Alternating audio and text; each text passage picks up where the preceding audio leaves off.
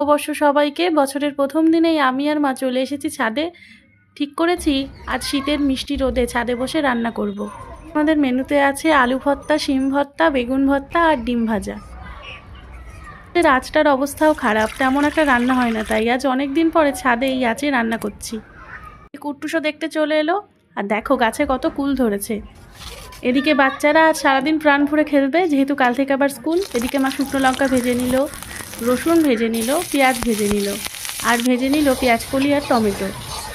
তারপরে ভেজে নিল ডিম। সব রান্না শেষে বেগুনটা আছে পুড়িয়ে নিল বেগুন ভর্তার জন্য। এদিকে আমি সিদ্ধ করা শিম বেটে নিলাম।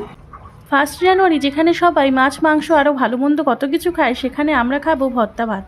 যদিও ভর্তা প্রেমীদের কাছে এটাও ভালো মন্দ। আরও একটা কারণ হলো আজ সন্ধ্যেতে আমাদের পাড়ার পিকনিক, তাই দুপুরের এই আয়োজন। তবে শীতের দুপুরে ছাদে বসে ভর্তা ভাত খাওয়া এটাও একটা ছোটোখাটো পিকনিক।